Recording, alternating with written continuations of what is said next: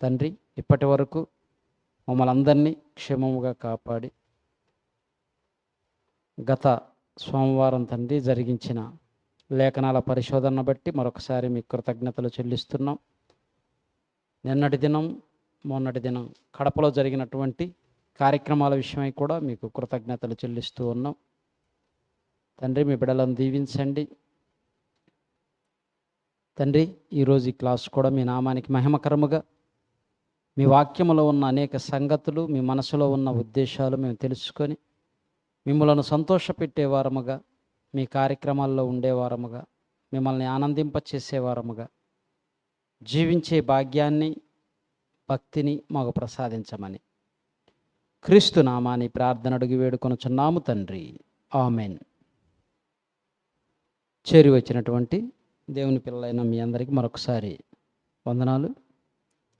మరి ఈరోజు అంశంగా diploma in Bible theology second year, diploma in Bible థియాలజీలో సెకండ్ ఇయర్ పాఠం కన్న తండ్రి మనసెరిగిన పిల్లలున్నారా.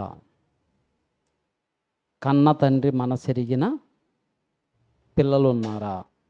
ప్రేమణ దేవుని వర్లారా, మనసులో మాట ఏమంటారు? మనసులో మాట ఎవరికి చెప్తారు?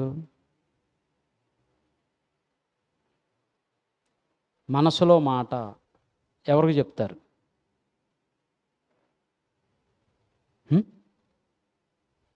ఎవరికి చెప్పరా? మీకు ఎవరైతే బాగా ఇష్టమో వాళ్ళకి చెప్తారు, అంతేనా? అవునా కదా? మనకి ఎవరంటే బాగా ఇష్టమో వాళ్ళ మనసులో ఏముందో తెలుసుకోవటానికి కూడా ఆశపడతా ఉంటాం, ఎదురు చూస్తూ ఉంటాం, ఆరాట పడతా ఉంటాం. నా గురించి తన మనసులో ఏముంది ఆలోచిస్తారు లేదా? ఆలోచిస్తారు. ఒక భార్య తన భర్త మనసులో ఏముంది తెలుసుకోవాలని ఆశపడుతూ ఉంటుంది, ఆరాటపడుతూ ఉంటుంది. భర్త కూడా తన భార్య మనసులో ఏముంది అనేది తెలుసుకోవటానికి ఆరాటపడుతూ ఉంటారు, ప్రయత్నిస్తూ ఉంటారు. అందరూ అలా ఉండకపోవచ్చు, ఎక్కువ శాతం అలానే ఉంటారు. ప్రేమణ దేవుని వర్లరా, ఇంతటితోనే ఆగుతాడా? ఇంకా ఏమైనా ప్రయత్నిస్తారా? ఆఖరికి శత్రువుల మనసులో ఏముందో కూడా తెలుసుకోవటానికి ప్రయత్నిస్తారు. అవునా కదా? ప్రయత్నిస్తారు. మేమిద్దరం ప్రాణ స్నేహితులమే, మేమిద్దరం చాలా ఎక్కువ స్నేహం చేస్తాం, ఒకరిని విడిచి ఒకరం ఉండం, ప్రాణ స్నేహితులు, మాకేమీ దాపిరికాలు ఉండవు అంటారు. ఉంటాయా? ఉండవా? ఉంటాయి. కరెక్ట్గా చెప్పింది చెల్లి, ఉంటాయి. భార్య మనసులో ఉన్నవన్నీ భర్తకు తెలుస్తాయా? మేమిద్దరం మనసిప్పి మాట్లాడుకుంటాం అంటారు. అన్నీ చెప్పరు. భార్య అయినా చెప్పదు, భర్త అయినా చెప్పడు. అది అబద్ధం. అవునా కదా? అబద్ధం. రాణిమ్మకి తెలియని విషయాలు నాలో కొన్ని ఉంటాయి. అవి ఎలా తెలుసుకోవాలని ప్రయత్నించవచ్చు.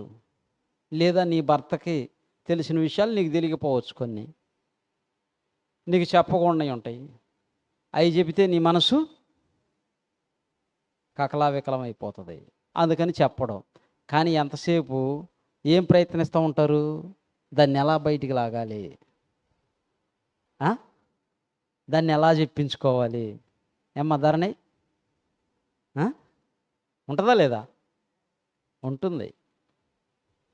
కానీ భర్త మనసులో ఉన్నవన్నీ భార్యకి తెలియవు, భార్య మనసులో ఉన్నవన్నీ భర్తకి తెలియవు.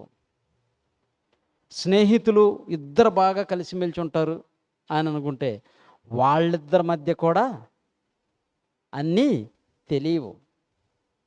ఎంతవరకు చెప్పాలో ఏం చెప్పాలో అవే చెబుతారు, అంతకుమించి చెప్పరు. ఏమీ లేవన్నారంటే అది నిజం కాదు, అబద్ధం. పిల్లల మనసులో ఏముందో తెలుసుకోవటానికి తల్లిదండ్రులు ప్రయత్నిస్తారు. తల్లిదండ్రుల మనసులో ఏముందో తెలుసుకోవటానికి పిల్లలు ప్రయత్నిస్తారు. శత్రువుల మనసులో ఏముందో తెలుసుకోవటానికి కూడా ప్రయత్నిస్తారు. మరి ఇంతకీ దేవుని మనసులో ఏముంది? దేవుని మనసును తెలుసుకోవాలని ప్రయత్నిస్తున్న వాళ్ళు ఎవరు? దేవుని మనసు తెలుసుకోవాలని ప్రయత్నించకపోవటానికి గల కారణం ఏంటంటే, దేవుడంటే ప్రేమ తక్కువ, దేవుడంటే ఇష్టం తక్కువ, దేవుడంటే ఏదో ఇచ్చేవాడే, మన నుంచి కోరుకునేవాడు కాదు అనుకుంటుంది సమాజం. ప్రేమ దేవుని వల్ల. మరి ఈరోజు చాలా లేటుగా వచ్చారు, సమయం చూడండి 8 అయిపోతుంది. రోజు రోజుకి లేట్ అయిపోతా ఉంది. కొంతమంది రాలేదు పూర్తిగా. ప్రేమ దేవుని వల్ల. ఇంతకీ మరి దేవుని మనసులో ఏమైనా దాచుకున్నాడా మనకు చెప్పకుండా? ఆయన దగ్గర ఏమైనా సీక్రెట్స్ ఉన్నాయా?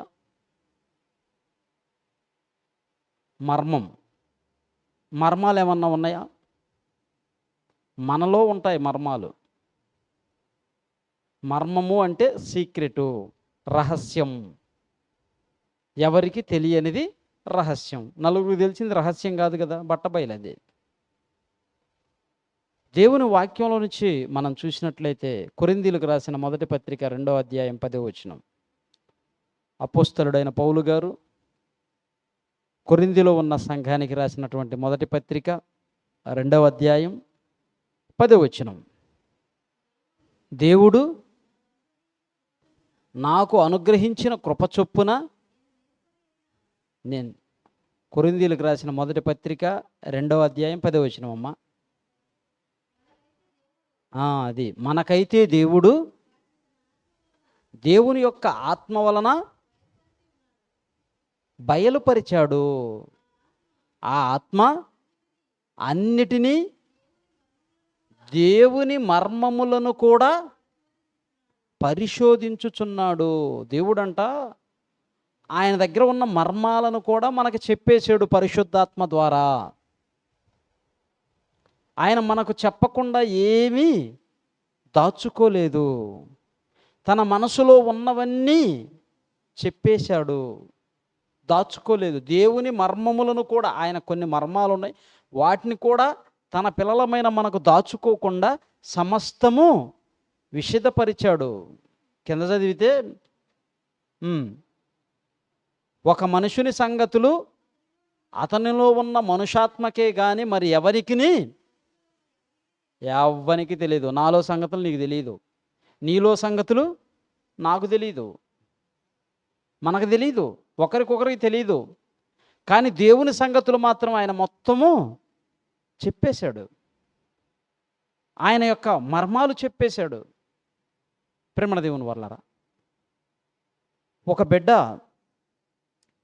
తల్లి గర్భములో 9 నెలలు ఎదుగుతూ ఉంటుంది. ఒక బిడ్డ తల్లి గర్భంలో 9 నెలలు ఎదుగుతూ ఉంటుంది. ఎదుగుతున్న ఆ బిడ్డ బయటకు వచ్చేసరికి తల్లి ఆ బిడ్డకి ఏం కావాలో వాటన్నిటిని సమకూరుస్తూ ఉంటుంది. కొంతమంది బిడ్డ గర్భంలో ఉండగానే చేతులకు కావలసినటువంటి గ్లౌజులు, చిన్న చిన్న బుట్టలు, ఏయో ఆట బొమ్మలు ఇలాంటివి కుడుతూ ఉంటారు. ఆ బిడ్డకు కావలసినవి వెచ్చగా ఉండటానికి కాటన్ తోటి కొన్ని బట్టలు తయారు చేస్తూ ఉంటారు. అవునా కదా? అంటే ఆ బిడ్డకి బయటకు వచ్చిన తర్వాత ఏమేమి కావాలో ముందుగానే తల్లి తండ్రి సమకూరుస్తున్నారు.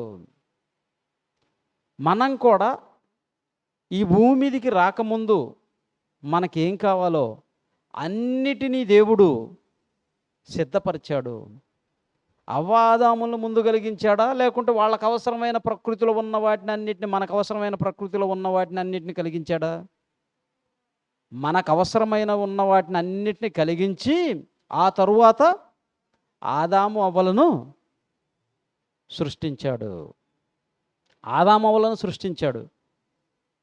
వాళ్ళకి ఆకలి తీరటానికి ఆహారాన్ని, దాహం తీర్చుకోవటానికి నీటిని, ప్రాణవాయువు కలిగి ఉండటానికి గాలిని, వేడి కలిగి ఉండటానికి సూర్యుడిని, అన్నిటినీ సృష్టించి ఆకాశంలో జ్యోతులను సమస్తాన్ని సృష్టించి అప్పుడు ఆయన ఈ భూమి మీద తన పిల్లలైన ఆదాము అవ్వలను ప్రవేశపెట్టాడు.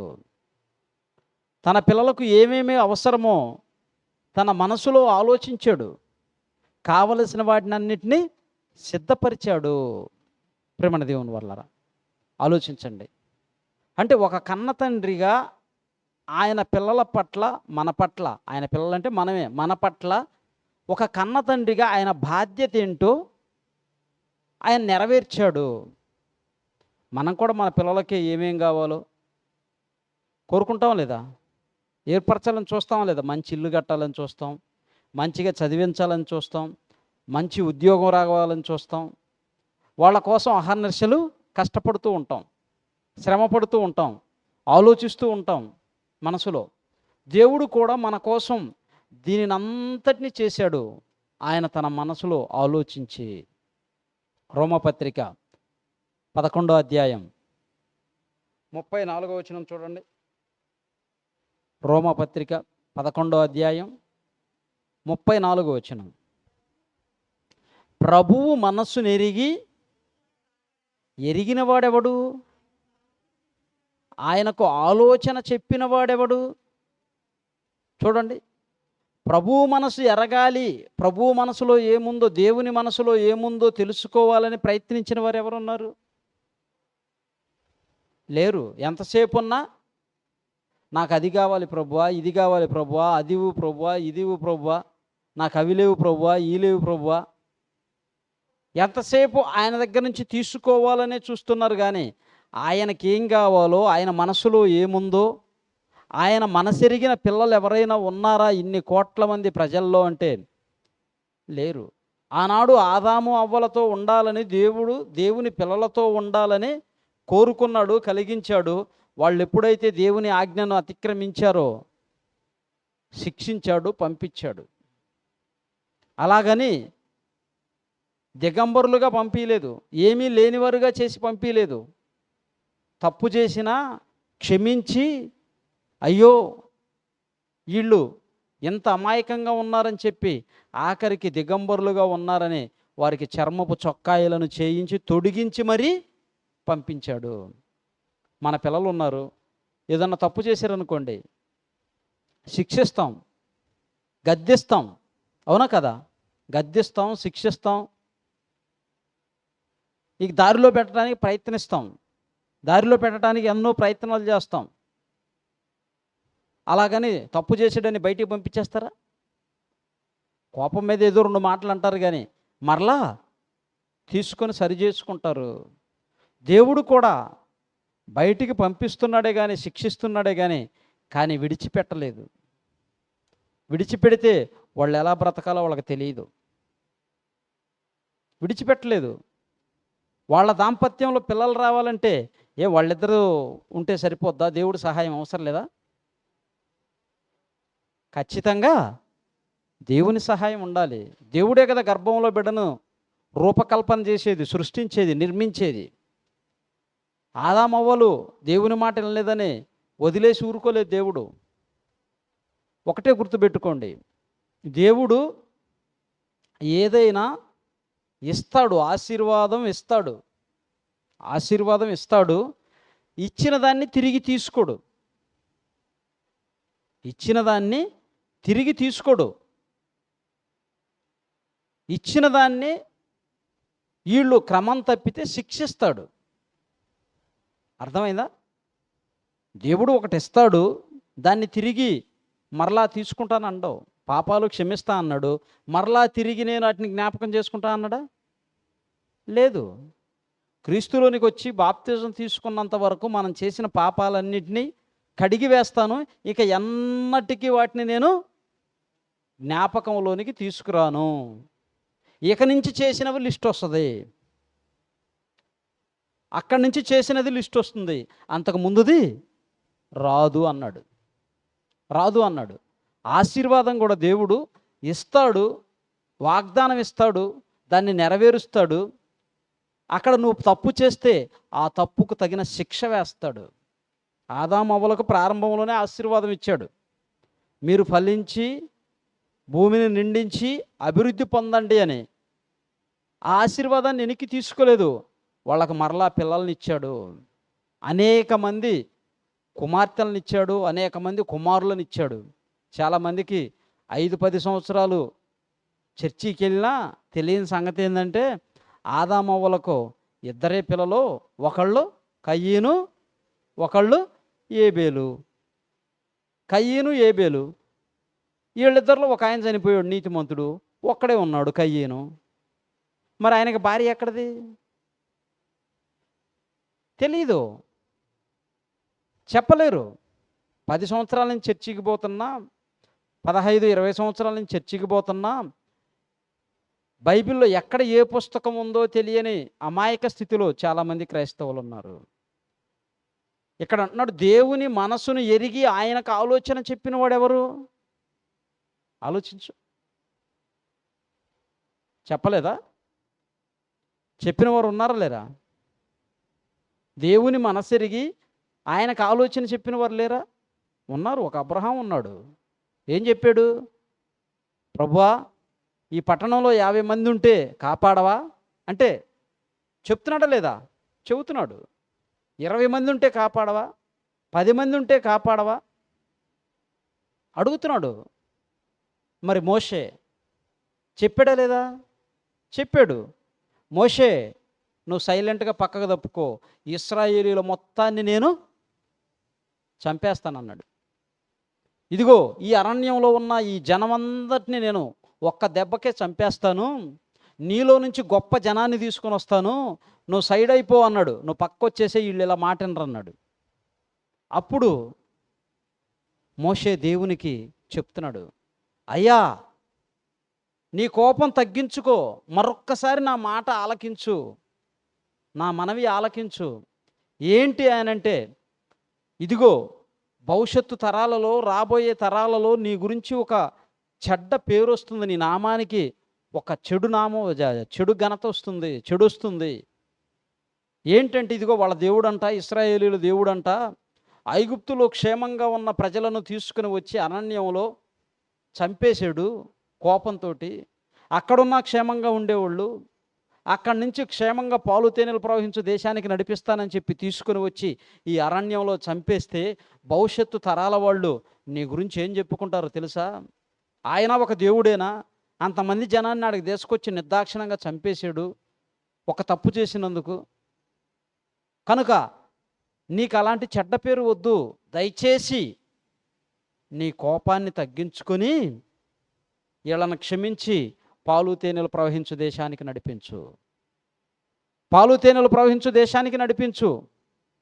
ఒకవేళ అప్పటికి నువ్వు వాటిని క్షమించకపోయావా, నీ జీవగ్రంథంలో నుంచి నా పేరు తీసేయి, నన్నైనా శిక్షించు, కానీ వాళ్ళని మాత్రం పాలు తేనెలు ప్రవహించు దేశానికి నడిపించు. అంటే ఏం మనసు అండి, ఎంత గొప్ప మనసు అండి.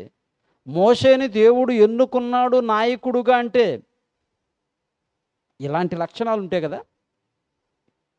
ఆలోచించండి, ఎంత మంచి మనసు ఉంటే. తాను నరకానికి పోయినా పర్వాలేదు, తన ప్రజలు మాత్రం పాలు తేనెలు ప్రవహించు కానాను దేశానికి వెళ్ళాలి. అది నచ్చిందండి మోషేలో దేవునికి. నాయకుడంటే అలా ఉండాలి, లీడర్ అంటే అలా ఉండాలి. ఇప్పుడున్న లీడర్లు ఎలా ఉన్నారు?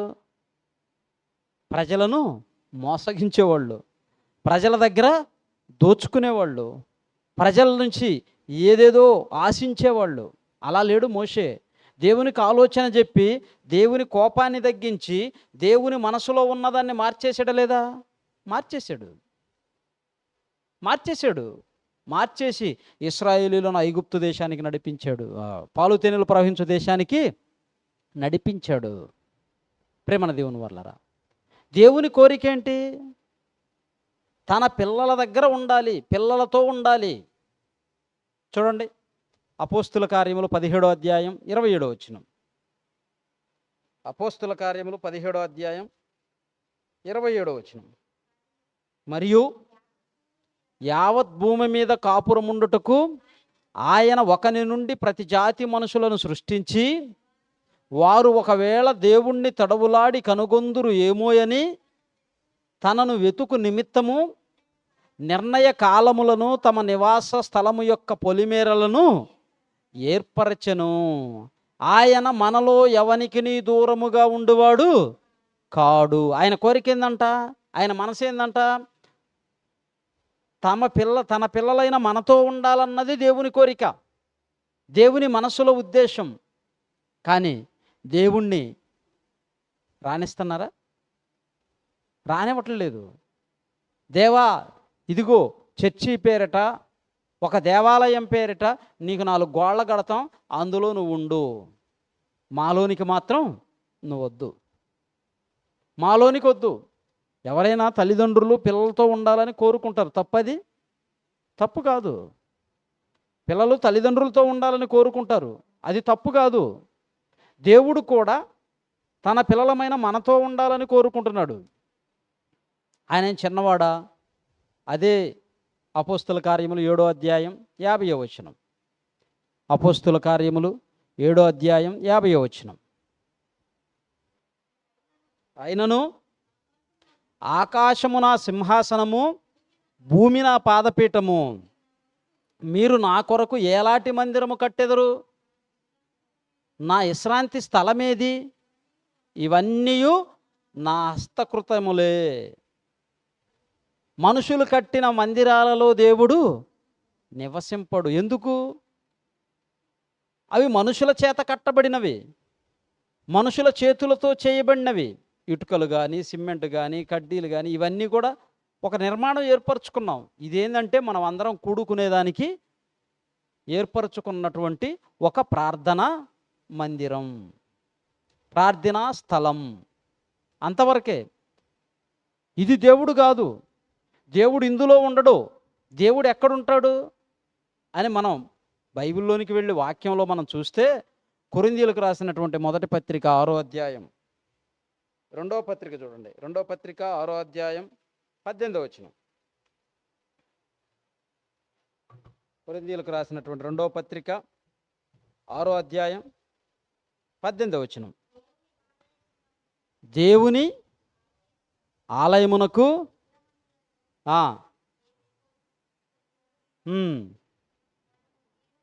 మనము జీవము గల దేవుని ఆలయమై ఉన్నాము. మనము జీవము గల దేవుని ఆలయమై ఉన్నాము. దేవునికి ఆలయం ఏదంటే ఈ సిమెంట్తో ఇటుకలతో కట్టింది కాదు. ఏదంటే దేవుని చేత నిర్మాణము చేయబడింది మన దేహం. నాది నేను నిర్మించుకోగలనా? మీ శరీరాన్ని మీరు నిర్మించుకోగలరా? ఎవ్వరు కూడా నిర్మించలేరు. పోనీ డాక్టర్లు కానీ, శాస్త్రవేత్తలు కానీ, అమ్మ కానీ, నాన్న కానీ ఎవరన్నా తయారు చేయగలరా ఒక మనిషిని? చేయలేరు. చెయ్యాలి అంటే సాక్షాత్తు దేవుడే చెయ్యాలి. దేవునిచే నిర్మాణమైన మన దేహములో దేవుడు ఉండాలని కోరుకుంటున్నాడు. దేవుడు తన పిల్లలతో ఉండాలని, తన పిల్లల్లో ఉండాలని కోరుకుంటున్నాడు, మనలో ఉండాలని. ఆయన మనసులో ఉద్దేశం అది. మరి ఆయన మనసెరిగిన పిల్లలుగా మనం ఉంటే మనం ఏం చేయాలి? దేవునికి మన యొక్క మనస్సులో, మన యొక్క హృదయములో చోటు ఇవ్వాలి. ఇస్తున్నామా? ఆలోచించండి. నీ హృదయంలో ఎవరున్నారు? దేవుడు ఉన్నాడా? దేవుని వాక్యానికి చోటుందా? అపవాదికి చోటుందా? దేవుని మనసులో ఉన్న ఉద్దేశాన్ని తెలుసుకున్న మనం దేవుని యొక్క పనిలో ఉండాలి. దేవుడు చెయ్యమన్న పని చెయ్యాలి. భార్య మనసులో భర్త ఉన్నాడు, అడిగింది చేయదా? ఖచ్చితంగా చేస్తుంది. నాకు పలాంది కావాలంటే ఎంత కష్టమైనా దాన్ని తయారు చేసి వండి పెడుతుంది. మనం పలానా దగ్గరికి వెళ్ళాలంటే ఖచ్చితంగా వస్తుంది. వెంటే ఉంటుంది, ఏం కావాలో చూసుకుంటుంది. అలా కాకుండా నీ దారి నీదే, నా దారి నాదే అని అన్నట్టుగా భార్య ఉండా భర్త ఉండా ఎలా ఉంటుంది అది? ఒక భార్యాభర్తల సంబంధం కంటే చాలా విలువైనది దేవుని పిల్లలమైన మన సంబంధం. ఈ భార్యాభర్తల బంధం ఈ భూమి మీద ఉన్నంతసేపే, అవునా కదా? ఈ తల్లి బిడ్డల బంధం, భార్యాభర్తల బంధం, స్నేహితుల బంధం, ఈ శత్రుత్వం, ఇవన్నీ కూడా ఎంతసేపు? ఈ భూమి మీద ఉన్నంతసేపే. ఆ మనసులో ఉన్న తెలుసుకోవాలని ప్రయత్నిస్తున్నాం, కానీ అది కొంతకాలమే. కానీ దేవుని మనసులో ఉన్నది తెలుసుకొని దేవుని కోసం బ్రతికితే నిత్యము దేవుని సన్నిధిలో ఉండే భాగ్యం. దేవుని యొక్క వాక్యానికి, దేవునికి మన హృదయంలో చోటిచ్చే, మన మనసులో చోటిస్తే దేవుడు నీలో ఉండాలని కోరుకుంటున్నాడు, మనలో ఉండాలని కోరుకుంటున్నాడు. ప్రేమన దేవుని వల్ల మరొక మాట చూద్దాం, చూడండి. యోహాను సువార్త 8వ అధ్యాయం 26వ వచనం. యోహాను సువార్త 8వ అధ్యాయం 26వ వచనం. మిమ్మును గూర్చి చెప్పుటకును తీర్పు తీర్చుటకును చాలా సంగతులు నాకు కలవు గాని నన్ను పంపినవాడు సత్యవంతుడు. నేను ఆయన యొద్ద వినిన సంగతులే మీకు లోకమునకు బోధించుచున్నాను, మీకు చెబుతున్నాను. దేవుని దగ్గర విన్న సంగతులే చెబుతున్నాను అంటున్నాడు. నేను తీర్పు తీర్చాలనుకుంటే చాలా ఉన్నాయి, కానీ అవన్నీ ఇప్పుడు కాదు, తీర్పు దినం ఒకటి ఉంది. దేవుడు అన్ని సంగతులు చెప్పాడు, ఒక్క విషయాన్ని మాత్రం చెప్పలేదు. ఏంటిది అది? అయ్యా, దేవుడు అన్ని సంగతులు చెప్పాడు. మనం ఎలా బ్రతకాలో చెప్పాడు, ఎందుకొరకు బ్రతకాలో చెప్పాడు, ఎలా ఉండాలో, ఏం చేయాలో అన్నీ చెప్పాడు. ఏం తినాలో, ఏం తినకూడదు అన్నీ చెప్పాడు. ఏం తాగాలో, ఏం తాగకూడదు ప్రతిదీ చెప్పాడు. భార్య ఎలా ఉండాలి, భర్త ఎలా ఉండాలి, పిల్లలు ఎలా ఉండాలి, తల్లి ఎలా ఉండాలి, తండ్రి ఎలా ఉండాలి, అక్కచెల్లెళ్ళు ఎలా ఉండాలి, అన్నదమ్ములు ఎలా ఉండాలి, సహోదరులతో ఎలా ఉండాలి, అన్నీ అన్నీ అన్నీ అన్నీ అన్నీ చెప్పాడు. కానీ ఒకటి చెప్పలేదు. అది చెప్పాడు, కానీ ఎప్పుడు జరుగుతుందనేది చెప్పలేదు. క్రీస్తు రెండవ రాకడ. ఎందుకు చెప్పలేదు? ఎందుకు చెప్పలేదు? చెప్పాడు అనుకో, గుండె పగిలి చచ్చిపోయేవాళ్ళు ఉన్నారా లేరా? రేపే అంటే ఇంక ఈరోజు ఎన్ని గుండెలు అవుతాయి? అది దగ్గర పడే కొద్దీ ఏమవుతూ ఉంటుంది? టెన్షన్ పెరిగిపోతూ ఉంటుంది, ఒత్తిడి పెరిగిపోతూ ఉంటుంది, ఎన్నో గుండెలు ఆగిపోతాయి. ఆయన ఇష్టం ఎప్పుడు పంపిస్తాడో. దొంగ వచ్చునట్లు వచ్చును, ఏ గడియన వస్తాడో తెలియదు. మీరు అనుక్షణము విశ్వాసం కలిగి నమ్మకంగా జీవించేవారుగా ఉండాలి. మీ తుది శ్వాస వరకు, చివరి దినం వరకు మీరు మీ జీవితకాలం ఆయన కోసం నమ్మకంగా బ్రతికిన వారుగా, మీ మనసులో ఆయనకు చోటిచ్చి ఆయన్నే ఆరాధిస్తూ, ఆయన్నే పూజిస్తూ, ఆయన్నే నమ్ముకొని ఆయన కోసం బ్రతికేవారుగా ఉండాలి అన్నది ఆయన యొక్క సంకల్పం, ఆయన యొక్క కోరిక, ఆయన యొక్క ఇష్టం.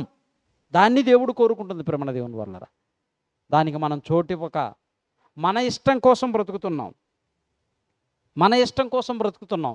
నేను మీ గురించి తీర్పు తీర్చుటకు చాలా సంగతులు కలవు, కానీ ఇప్పుడు వాటి గురించి కాదు, మిమ్మల్ని రక్షించటానికి నేను వచ్చింది. దేవుడు చెప్పమన్న సత్యవంతుడైన ఆయన సంగతులే నేను కొన్ని చెప్తున్నాను.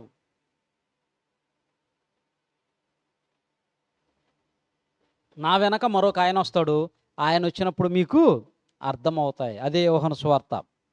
చూడండి, అదే యోహాను సువార్త 16వ అధ్యాయం 7వ వచనం. అదే యోహాను సువార్త 16వ అధ్యాయం 7వ వచనం. అయితే నేను మీతో సత్యము చెప్పుచున్నాను, నేను వెళ్ళిపోవుట వలన మీకు ప్రయోజనకరము. నేను వెళ్ళని ఎడల ఆదరణకర్త మీ యొద్దకు రాడు. నేను వెళ్ళకపోతే ఆదరణకర్త మీ యొద్దకు రాడు. నేను వెళ్ళాలి, నేను వెళ్ళాలి, నేను వెళ్ళాలి. నేను తండ్రి దగ్గరికి వెళ్ళిపోవాలి. నేను వెళితే మీ యొద్దకు ఆదరణకర్తను పంపిస్తాను. 13వ వచనం చూడండి. అయితే ఆయన అనగా సత్యస్వరూపి అయిన ఆత్మ వచ్చినప్పుడు మిమ్మును సర్వసత్యములోనికి నడిపిస్తారు. యేసుక్రీస్తు తండ్రి మనసులో ఉన్న విషయాలను ఎరిగినవాడుగా, తండ్రి మనసులో ఉన్న మాటలను ఎరిగినవాడుగా వచ్చి తండ్రి కోసం, దేవుని కోసం పనిచేశాడు. దేవుని కోసం పనిచేశాడు. దేవుడు ఆయనకి ఇచ్చిన పనిని చేసి కంప్లీట్ చేసుకొని తన జీవితాన్ని ముగించుకున్నాడు. ఆ తరువాత పరిశుద్ధాత్ముడు వచ్చాడు. పరిశుద్ధాత్ముడు కూడా ఏం చేశాడు అంటే తండ్రి మనసులో ఉన్న ఆలోచనలను మనకు బయలుపరిచాడు.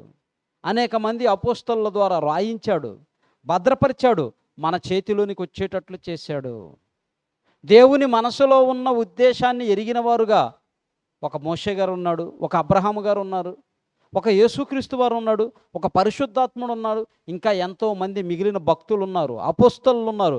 వీళ్ళందరూ చేసింది ఏందయ్యా అంటే దేవుని మనసులో ఏముందో తెలుసుకుని దేవుని కోసం బ్రతికారు. ఈ యొక్క జీవితంలో వారు బ్రతికిన కాలంలో వాళ్ళకి ఎన్ని సమస్యలు వచ్చినా, ఎన్ని ఇబ్బందులు వచ్చినా, ఎన్ని బాధలు వచ్చినా, ఆకలైనా, దప్పికైనా, రోగమైనా, వేదనైనా, కరువైనా, ఖడ్గమైనా, వేదనైనా, అగ్ని వంటి మహాశ్రమలైనా అన్నిటినీ సహించి భరించి దేవుని కోసం ప్రాణాలు అర్పించినటువంటి త్యాగదనులు ఉన్న క్రైస్తవ్యం అలాంటి లక్షణాన్ని, అలాంటి యొక్క జీవితాన్ని కలిగి మనం జీవించాలి. వాళ్ళ యొక్క బ్రతుకులను చూసుకుంటూ మన బ్రతుకును సరిచేసుకుంటూ రావాలి. అలాంటి వంశానికి చెందిన వారం మనం. మరి ఎలా ఉంది మన బ్రతుకు? నీ బ్రతుకు ఎలా ఉంది? నా బ్రతుకు ఎలా ఉంది దేవుని పట్ల? దేవుని మనసులో ఉన్న ఉద్దేశాన్ని తెలుసుకొని దేవుని కోసం పనిచేయటానికి ప్రయాసపడుతున్నావా? లేకుంటే నీ మనసులో ఏమున్నావో, నీ శరీరానికి ఏం కావాలో శరీర కోరికల కోసం, లేకుంటే మనుషుల మధ్య మెప్పు కోసం, వీటి కోసం ప్రయాసపడి దేవుని యొక్క మనసులోనిది నెరవేర్చకుండా నీ మనసులోనిది నెరవేర్చుకోవటానికి ప్రయాసపడుతున్నావా? ఎక్కడున్నావు? ఎక్కడున్నాం మనం? ఒకసారి ఆలోచించుకొని ఆత్మ పరిశీలన చేసుకొని దేవుని కోసం బ్రతికే వారముగా ఉండాలి. ప్రేమణ దేవుని వల్ల దేవుని పని కోసం ఏం చేస్తున్నావు? నువ్వు ఏం ఆలోచన చేసావు? ఎంత పని చేసావు? దేవుని పని కోసం ఎంత ఖర్చు పెట్టావు? దేవుని పని కోసం ఎంత దూరం వెళ్ళావు? ఎన్ని ప్రాంతాలకు వెళ్ళావు? లేదా వెళ్ళేవారికి వెళ్ళటానికి సహాయపడ్డావా? ఒకసారి ఆలోచించు. పరలోకాన్ని విడిచి భూలోకానికి వచ్చాడు యేసుక్రీస్తు వారు. మహిమ కలిగిన ఆ లోకాన్ని విడిచి మట్టి లోకమైన ఈ లోకానికి వచ్చి మనందరి కోసం కటిక నేల మీద పడుకున్నాడే, ఎంతో ఆకలి దప్పులతో అలమటించిపోయాడే, ఎముకలు కొరికే చలిలో పడుకున్నాడే, జంతువులు, క్రూర మృగాలు, పాములు, తేళ్లు పడుకునే కొండ ప్రాంతాల్లో వెళ్ళి పడుకున్నాడే. ఎవరి కోసం? నీ కోసం కదా, నా కోసం కదా, మనందరి కోసం కదా. ఆలోచించండి. అలాంటి పరిస్థితి మనకు లేదే. చక్కగా ఫ్యాను, మంచము, దుప్పటి, ఇంట్లో హ్యాపీగా చుట్టూ 4 గోళ్ళు, ఏ పాములు, ఏ జంతువులు రాకుండా ఎంత సేఫ్టీగా మనం ఉన్నాం. మరి ఆయన ఎలా ఉన్నాడు? ఆయనే కాదు, అపోస్తలు వాళ్ళు పడిన శ్రమలు, ప్రవక్తలు వాళ్ళు పడిన శ్రమలు ఎవరి కోసం? వాళ్ళ కోసం కాదు సుమా. వాళ్ళ కోసం అస్సలు కానే కాదు. దేవుని కోసం శ్రమపడ్డారు. దేవుని మనసులో ఉన్న ఉద్దేశాన్ని నెరవేర్చడానికి శ్రమపడ్డారు. కొన్ని సంగతులు చూద్దాం. మరొక సంగతి చూద్దాం. చూడండి, లోకాసు వార్త 2వ అధ్యాయం 49వ వచనం. లోకాసు వార్త 2వ అధ్యాయం 49వ వచనం. ఆయన ఎప్పటి నుంచి దేవుని పనిలో ఉన్నాడు? ఎప్పటి నుంచి తండ్రి పనిలో ఉన్నాడు యేసుక్రీస్తు వారు అని మనం చూస్తే, ఆయన మీరేలా నన్ను ఎతుకుచున్నారు? నేను నా తండ్రి పనుల మీద ఉండాలని మీరు ఎరుగరా? ఈయన అప్పటికేమన్నా పెద్ద లెక్చరరా? పెద్ద ఏజ్ అనుభవం కలిగిన వాడా? లేదు. 12 సంవత్సరాల వయసు. 12 సంవత్సరాల వయసులో మాట్లాడవలసిన మాట కాదది. 12 సంవత్సరాల వయసులో ఇప్పుడు అది ఆ పిల్లలు ఉన్నారు. అవినాష్ 13 సంవత్సరాలు. ఆ 13 సంవత్సరాల వయసులో ఆ పిల్లోడు నేను ఒక పెద్ద విమానం కొంటాను అన్నాడు అనుకో, ఎట్టుంటుంది? అర్థం ఉంటుందా? అర్థం ఉండదు. వాడికి తెలియక మాట్లాడుతున్నాడు అనుకుంటారు. కానీ యేసుక్రీస్తు వారు 12 సంవత్సరాల వయసులోనే తల్లిదండ్రులను విడిచిపెట్టి ఎలాంటి పరిస్థితుల్లో ఉన్నాడని మనం ఆలోచిస్తే, బోధకుల మధ్య, ఏదో సామాన్య విశ్వాసుల మధ్య కాదు, సామాన్య ప్రజల మధ్య కాదు, శాస్త్రులు, పరిసయ్యులు, బోధకులు, ఆ కాలానికి బోధకులు అనే వారి మధ్య కూర్చొని వాళ్ళని ప్రశ్నలు అడుగుతున్నాడు. వాళ్ళు చెప్పలేనటువంటి ప్రశ్నలు అడుగుతున్నాడు. తిరిగి ఈయనే వాటికి సమాధానం చెబుతూ ఉన్నాడు. తిరిగి ఈయనే సమాధానం చెప్తూ ఉన్నాడు. వాళ్ళు ఆశ్చర్యపోతున్నారు. తల్లిదండ్రులేమో ఒక రోజంత ప్రయాణం వెళ్ళిపోయారు, విడిచిపెట్టేసి. ఎక్కడో ఉన్నాళ్లే, జనాల్లో బంధువులతో ఉండాలి అనుకుని వెళ్ళిపోయారు. ఒకరోజు దిన ప్రయాణం వెళ్ళిన తర్వాత చూసుకుంటే ఎవరి దగ్గర లేడు. ఏమైపోయాడని చెప్పి మరలా వెనక్కొచ్చారు. మరలా వెనక్కొస్తే ఆయన అమ్మ నాన్న ఎటుపోయారని ఏడవట్లా, అటు ఇటు చూడట్లా. మన పిల్లలు ఏదన్నా హైదరాబాద్ అట్లా వెళ్ళామనుకోండి, తప్పిపోయాడు అనుకోండి, ఎలాంటి పరిస్థితుల్లో ఉంటారు? ఆయన అలా లేడు. బోధకుల మధ్య కూర్చొని దేవుని గురించి మాట్లాడుతున్నాడు, దేవుని మాటలు ప్రకటిస్తున్నాడు.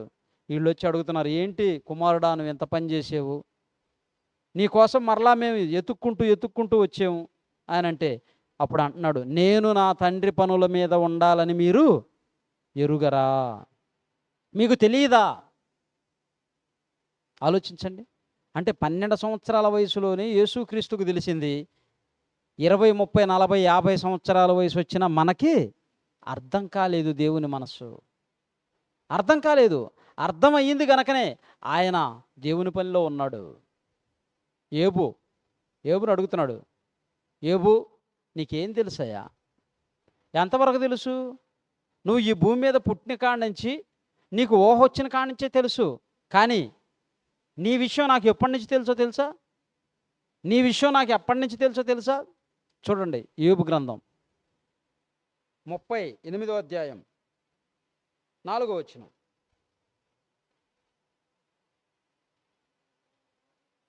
యోబు గ్రంథం 38వ అధ్యాయం 4వ వచనం.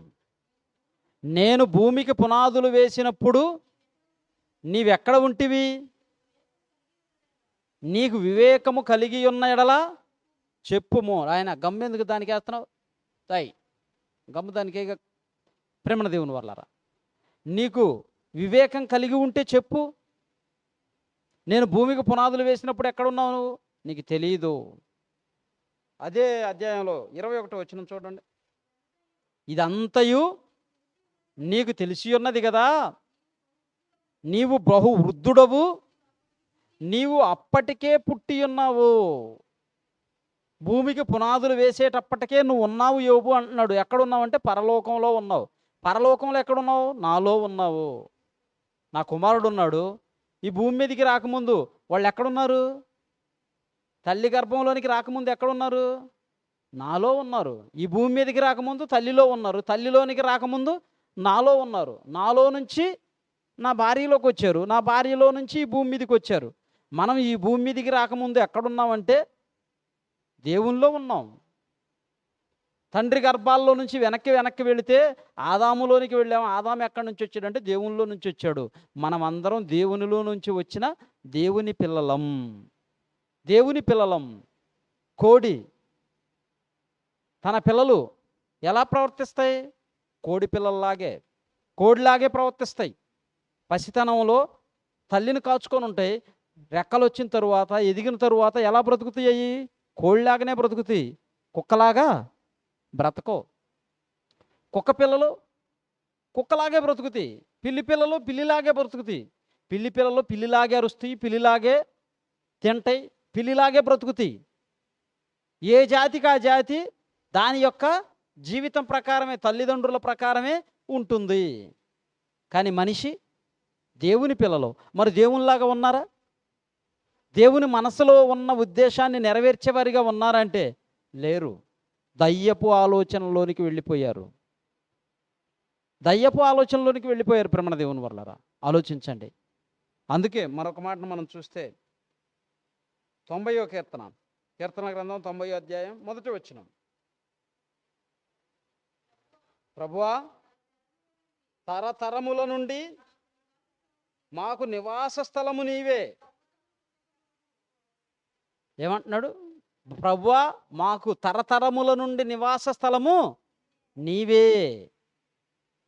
పర్వతములు పుట్టక మునుపు భూమిని, లోకమును నీవు పుట్టింపక మునుపు యుగ యుగములు నీవే దేవుడవై ఉన్నావు. మనకందరికీ ఎవరయ్యా అంటే దేవుడు. యుగ యుగాల నుంచి మన తండ్రి ఎవరంటే దేవుడు. దేవునిలో నుండి వచ్చిన వారం, తరతరముల నుండి మాకు నివాస స్థలము నీవే దేవా. మరి దేవుని పిల్లలుగా ఉన్న మనం దేవుని మనసెరిగి ఉన్నామా? దేవుని పిల్లలుగా ఉన్న మోషేను చూడండి, దేవుని పిల్లలుగా ఉన్న నోవాహును చూడండి, దేవుని పిల్లలుగా ఉన్న అబ్రహామును చూడండి, యేసుక్రీస్తును చూడండి, పరిశుద్ధాత్మను చూడండి, పౌలు గారిని చూడండి, పేతురు గారిని చూడండి, అపోస్తలను చూడండి, మిగిలిన భక్తులను, ప్రవక్తలను చూడండి. వాళ్ళు దేవుని మనసెరిగిన వారుగా ఉన్నారు. మరి నీ మనసులో దేవునికి చోటుందా? నీ మనసులో దేవునికి చోటుందా? దయ్యానికి చోటుందా? భార్యకు చోటుందా? భర్తకు చోటుందా? పిల్లలకు చోటుందా? బంగారానికి చోటుందా? బట్టలకు చోటుందా? దేనిలో ఉందా నీ మనసు? దేవునిలో ఉందా? ఒకసారి ఆలోచించండి ప్రేమ దేవుని వల్ల. ఈ యొక్క యూట్యూబ్ ఛానల్ ద్వారా ఎంతమందికి అయితే ఇది వెళుతుందో కూడా, ఎప్పుడైనా సరే భవిష్యత్తులో మీరు ఎప్పుడు చూసినా ఇది మరచిపోకూడదు. చాలా ప్రాముఖ్యమైంది. భార్య మనసులో ఉండాలని కోరుకుంటున్నారు, భర్త మనసులో ఉండాలని కోరుకుంటున్నారు, పిల్లల మనసులో ఉండాలని కోరుకుంటున్నారు, స్నేహితుల మనసులో ఉండాలి గొప్పగా అని కోరుకుంటున్నారు, సమాజంలో గొప్పగా ఉండాలని చూసుకుంటున్నారు. కానీ దేవునిలో గొప్పగా ఉండాలని ఎవరు ఆలోచిస్తున్నారు? ఎవరు ప్రయత్నిస్తున్నారు? అందుకే దేవునికి శోకం. తన పిల్లలు తనకు కాకుండా పోయినందుకు వేదన. వేదన ప్రేమ దేవుని వల్లరా. ఆలోచించండి. దేవుని మనసు ఎరిగిన పిల్లలుగా మనం ఉండాలి. ఒకప్పుడు ప్రవక్తలు ఉన్నారు. ముగించుకుందాం.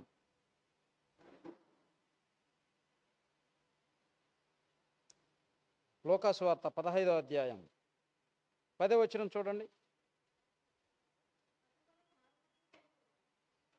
అటువలే మారు మనసు పొందు ఒక పాపి విషయమై దేవుని దూతల ఎదుట సంతోషము కలుగును. ఎప్పుడు దేవునికి సంతోషం? ఒక పాపి మారు మనసు పొంది దేవుణ్ణి తండ్రిగా అంగీకరిస్తే, కుమారుడైన యేసుక్రీస్తుని రక్షకుడుగా అంగీకరిస్తే, బాప్తిస్మం తీసుకుంటే అప్పుడు దేవునికి సంతోషం, అప్పుడు దేవునికి ఆనందం. దాన్ని విడిచిపెట్టేసి మనం దేవుణ్ణి వదిలేసి మన ఇష్టానుసారంగా మన కోసం మనం బ్రతికి మన బ్రతుకును ముగించుకుంటే మనకి అగ్నిగుండం తప్పదు, నరకానికి వెళ్ళక తప్పదు ప్రేమ దేవుని వల్ల. కనుక దేవుని కోసం ఏం చేస్తున్నాం అనేది ఆలోచించాలి. పేతురు రాసిన మొదటి పత్రిక 5వ అధ్యాయం 7వ వచనం. పేతురు రాసిన మొదటి పత్రిక 5వ అధ్యాయం 7వ వచనం. ఆయన మిమ్మును గూర్చి చింతించుచున్నాడు. మన కోసం ఏం చేస్తున్నాడంట? చింత, బాధపడుతున్నాడు. మన కోసం వేదన పడుతున్నాడు, చింతించుచున్నాడు. ఆలోచించండి. నీ చింత దేని మీద ఉంది? మన చింత ఏదై ఉంది? నేను పరలోకం వెళతానో లేదో అన్న చింత ఉందా? నేను పరలోకం వెళతానో లేదన్న భయం ఉందా? లేదు. ఏమో చచ్చిపోయిన తర్వాత ఇక్కడున్న కాసేపు భక్తిగా ప్రార్థన, ప్రభువ వాక్యం అనుకుంటే సరిపోతుంది అనుకుంటున్నారు. అలాంటి స్థితిలో ఉంటే పరలోకం వెళ్ళలేము, అపనమ్మకంతో ఉంటే. దేవుని మనసును ఎరిగి దేవుని పిల్లలుగా దేవుని యొక్క పనిని చేస్తూ, ఈ పనిలో ఎన్ని శ్రమలైనా, నిందలైనా, బాధలైనా, కరువైనా, ఖడ్గమైనా వీటినన్నింటిని భరించి సహించి దేవుని కోసం బ్రతికిన వారికి పరలోక రాజ్యం ప్రాప్తి. లేకుంటే లేదు ప్రేమ దేవుని వల్లరా. ఒక మాట చూద్దాం. ప్రకటన గ్రంథం, దానియేలు గ్రంథం 12వ అధ్యాయం 3వ వచనం. దానియేలు గ్రంథం 12వ అధ్యాయం 3వ వచనం. బుద్ధిమంతులైతే ఆకాశ మండలములోని జ్యోతులను పోలిన వారై ప్రకాశించెదరు. ఎవరు వాళ్ళు? ఎవరు వాళ్ళు అంటే దేవుని మనసులో ఉన్న ఉద్దేశాన్ని ఎరిగిన వారు. ఆదికాండం నుంచి ప్రకటన గ్రంథం వరకు రాయబడిన దేవుని మనసులో మాటలను చదివి వాటిని ఇతరులకు తెలియచేసేవారు, చెప్పగలిగిన వారు, చెప్పేవారు, చెప్పించేవారు, ఎవరైతే దేవుని పనిలో ఉంటారో వాళ్ళు బుద్ధిమంతులుగా ఆకాశమందు జ్యోతుల్లాగా వెలుగుచూ ఉంటారు, వెలుగునిచ్చేవారిగా ఉంటారు, ప్రకాశమానమైన వెలుగుతూ ఉంటారు. అలాంటి వెలుగే జ్యోతులుగా మనం ఉండాలి. దేవుని మనసులోని మాటలను ప్రకటించే వారముగా. దేవుని మనసేంటి? ఆయన పిల్లలైన వారందరూ తనతో ఉండాలన్నది దేవుని మనస్సు. మన పిల్లలు మనతో ఉండాలన్నది మనకు కోరికే కదా. ఇది ఎక్కడి నుంచి వచ్చింది? దేవుని పిల్లలు దేవుని దగ్గర ఉండాలన్నది ఆయన కోరిక. ఆయన కోరిక ఆయన కోరిక మనం చూస్తే ప్రకటన గ్రంథం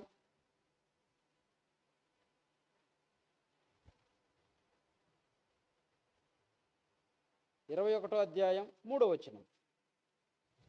ప్రకటన గ్రంథం 21వ అధ్యాయం 3వ వచనం. అప్పుడు ఇదిగో దేవుని నివాసము మనుషులతో కూడా ఉన్నది, ఆయన వారితో కాపురముండును, వారు ఆయన ప్రజలయ్యుందురు. ఎప్పుడు ఆయన మనసెరిగి ఆయన కోసం బ్రతికితే ఆయన మనతో కాపురం ఉండాలి అనుకుంటున్నాడు, మనతో ఉండాలి అనుకుంటున్నాడు, మనలో ఉండాలి అనుకుంటున్నాడు. ఆలోచించండి. మనలో ఉండాలి, మనతో ఉండాలి అని కోరుకుంటున్నాడు. మరి ఇస్తావా చోటు? నీ హృదయంలో చోటు ఇస్తావా? నీ మనసులో స్థానం ఇస్తావా దేవునికి? ఒక్కసారి ఆలోచించండి ప్రేమ దేవుని వర్లారా. దేవుడు మన మనసును కోరుకుంటున్నాడు, మన మనసులో చోటు ఇవ్వమంటున్నాడు.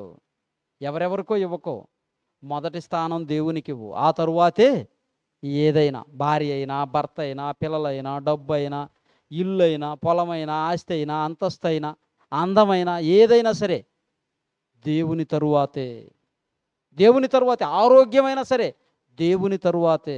దేవుణ్ణి విడిచిపెట్టి మనం ఏమీ సాధించలేం. కనుక దేవునికి నీ పట్ల ఎన్ని ఉద్దేశాలు ఉన్నవో, దేవుని మనసులో నీ పట్ల ఎన్ని ఆలోచనలు ఉన్నవో వాటన్నిటిని నెరవేర్చాలి. అదే ప్రార్థన చేయాలి. దేవా, నా పట్ల ఎన్ని ఉద్దేశాలు కలిగి ఉన్నావో వాటన్నిటిని నెరవేర్చేంతవరకు నన్ను కాపాడు తండ్రి. ఎప్పుడన్నా చేశారా? దేవా, నా పట్ల నువ్వు ఎన్ని ఉద్దేశాలు కలిగి ఉన్నావో, నేను చేయవలసిన నీ పని ఎంత బ్యాలెన్స్ ఉందో ఆ పని అంతటిని నేను కంప్లీట్ చేసేంతవరకు నన్ను కాపాడు తండ్రి అని ఏ రోజైనా ప్రార్థన చేసామా? నాకు అవి కావాలి, ఈ కావాలని చేసాం. కానీ ప్రభు ఏమని చేస్తున్నాడు? దేవా, ఈ భూమి మీద నేను నిన్ను మహిమపరిచితిని, లోకము పుట్టక మునుపు నీ యొద్ద నాకు ఏ మహిమ ఉన్నదో ఇప్పుడు ఆ మహిమతో నన్ను నీవు మహిమపరుచుము. ఎంత గొప్ప భాగ్యం! అలాంటి ప్రార్థన చేయాలి అంటే మన బ్రతుకు దేవుని మీద ఆధారపడి ఉండాలి. అప్పుడే చేయగలం ప్రేమ దేవుని వల్ల. మనం ఏంటో, మన బ్రతుకేంటో దేవునికి తెలుసు, మనకి తెలుసు. అవునా కదా? ఎవరికి తెలుసు? భవిష్యత్తు మనకు తెలియదు, ఆయనకి తెలుసు. మన గురించి మనకు తెలుసా లేదా? భవిష్యత్తు తెలియకపోవచ్చు, కానీ ఇప్పటి వరకు బ్రతికిన బ్రతుకు మాత్రం తెలుసు. ఏవైనా దేవునికి వ్యతిరేకమైన ఉంటే వాటిని అన్నిటిని మానుకొని దేవుని కోసం నమ్మకంగా బ్రతికితే, ఆయన మనసులో ఉన్న ఉద్దేశాన్ని నెరవేరిస్తే ఆయన మనసెరిగిన పిల్లలముగా మనం ఉంటామని తెలియజేస్తూ, నన్ను నేను హెచ్చరించుకుంటూ దేవుని కొరకు మీరు కూడా బ్రతకాలని మీకు జ్ఞాపకం చేస్తూ నా మాటలు ముగిస్తున్నాను. కళ్ళు మూసుకోండి, ప్రార్థన చేసుకుందాం. మహాపరిశుద్ధుడు అయిన దేవ, జీవాధిపతి అయిన తండ్రి, మీకు స్తోత్రములయ్యా. మీరు ఇచ్చిన సమయాన్ని బట్టి కృతజ్ఞతలు తండ్రి. ఇప్పటి వరకు తండ్రి మీ మనసులో ఉన్న సంగతులను తండ్రి తెలుసుకొనుటకు తండ్రి మీ గ్రంథములో నుంచి మేము ఎన్నో చదివాము, విన్నాము. చదివినది విన్నది మర్చిపోకుండా హృదయంలో భద్రపరుచుకొని మీ మనసులో ఉన్న ఉద్దేశాలను, మాపై మీరు కలిగి ఉన్నటువంటి ఉద్దేశాలన్నిటినీ నెరవేర్చేంతవరకు తండ్రి మీ కృపలో మమ్మల్ని అందరినీ భద్రపరచండి, కాపాడండి. మీరు మాపై ఉంచిన పని భారాన్ని అంతటినీ సంపూర్ణముగా నెరవేర్చినట్లు సహాయం చేయండి తండ్రి. మీ మనసులో ఉన్న ఉద్దేశాన్ని నెరవేర్చినటువంటి ఎంతోమంది ప్రవక్తలు, భక్తులు, అపోస్తలులు, యేసుక్రీస్తు వారు, పరిశుద్ధాత్ముడు తండ్రి, వీళ్ళందరినీ మాదిరిగా పెట్టుకొని మా జీవితాలు కూడా తండ్రి మీలో ఫలింపునట్లు సహాయం చేయండి. చేరి వచ్చిన మీ పిల్లలందరినీ జ్ఞాపకం చేసుకున్నాను. మా అందరి కుటుంబాలలో శాంతి, నెమ్మది, సమాధానము, ఐక్యత, ప్రేమను మీరు నింపండి. మీ కృపలో భద్రపరచండి. ఎన్ని సమస్యలైనా, ఎన్ని శ్రమలైనా, బాధలైనా, ఇరుకులైనా, ఇబ్బందులైనా, అనారోగ్యమైన, ఆర్థిక ఇబ్బందులైనా అన్నిటినీ సహించి భరించి మీకోసం బ్రతికే భాగ్యాన్ని, జ్ఞానాన్ని, భయమును, భక్తిని మాకు ప్రసాదించండి. చేరి వచ్చిన మీ పిల్లలందరినీ దీవించండి. తిరిగి వెడుచుండగా క్షేమముగా వారి వారి ప్రాంతాలకు చేర్చండి. మీ కృపలో భద్రపరచమని ఈ సమయాన్ని ఇచ్చినందుకు మీ కృతజ్ఞతలు చెల్లిస్తూ మా ప్రభువును రక్షకుడైన యేసుక్రీస్తు వారి నామములో ఈ ప్రార్థన మనవులు అడిగి వేడుకొనుచున్నాము తండ్రి. ఆమేన్. సర్వ సృష్టికి కారణభూతుడైనటువంటి కన్న తండ్రి ప్రేమయు, మనందరి ఆత్మలకు రక్షకుడైనటువంటి యేసుక్రీస్తు వారి కృపయు, పరిశుద్ధాత్మని యొక్క అన్యోన్య సహవాసం సన్నిధి సదాకాలం మనందరికీ తోడయుండి నడిపించునుగాక. ఆమేన్. అందరికీ వందనాలు.